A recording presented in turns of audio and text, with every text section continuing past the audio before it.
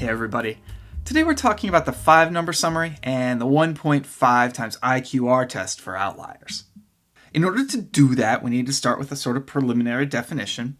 The quartiles of a data set are the 3 values that divide the set into 4 equal parts, sort of when you order the values from lowest to highest.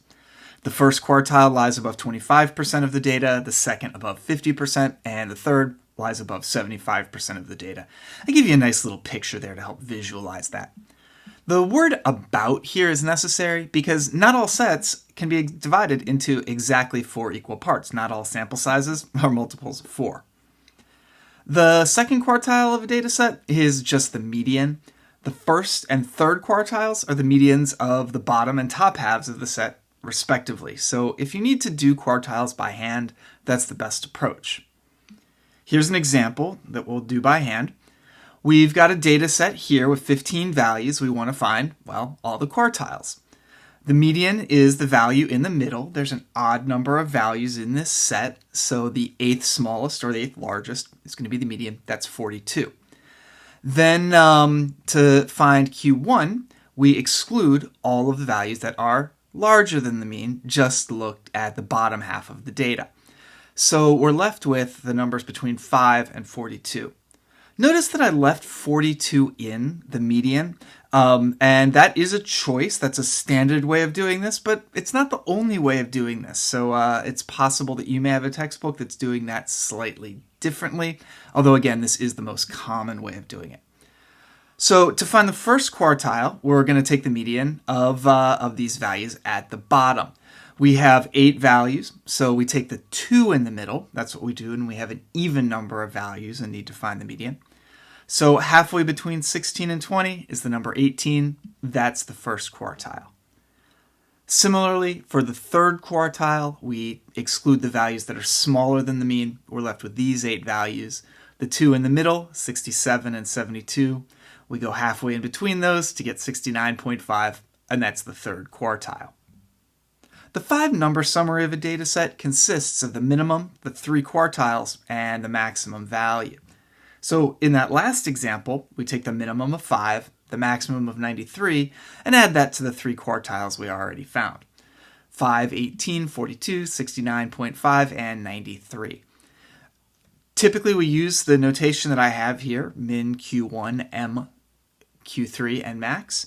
And notice that we have written these numbers in ascending order, and that's so that the reader can get a good understanding of the data set just from that 5-number summary as efficiently as possible. Typically, as with most things in statistics, we do the actual computations using technology. For instance, in R, the 5-number summary can be obtained using the 5num function or the quantile function. And those two functions have very similar outputs. The advantage of the quantile function is that it labels the outputs for you, 0%, 25%, 50%, and so on. The interquartile range, or IQR, is the difference between the first and the third quartiles of a set.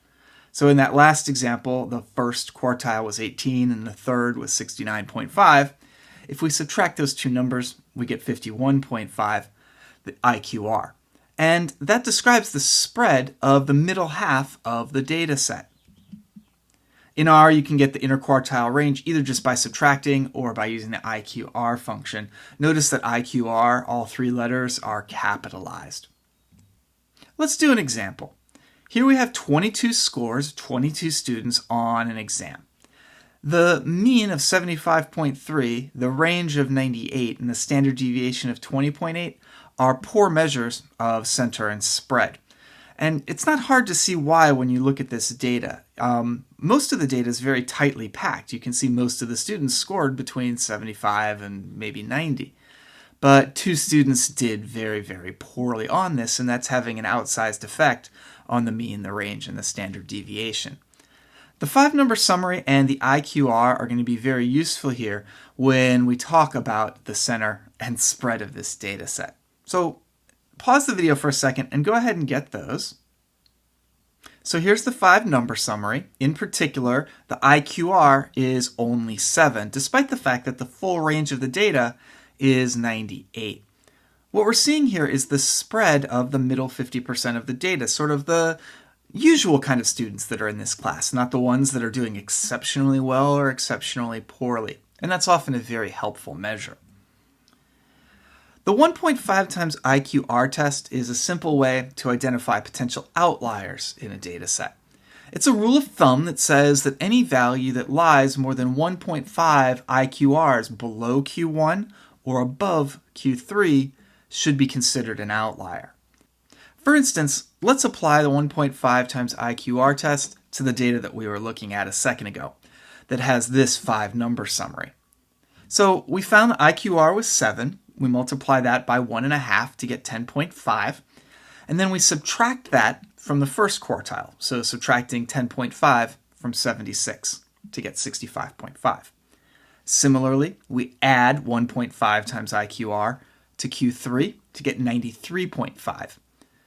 The 1.5 times IQR test says that any value that does not lie in between these two numbers should be considered an outlier. So anything less than 65.5 or more than 93.5. So now we go back to the original data set and look for values that are lower than 65.5 or greater than 93.5. Those are going to be considered outliers.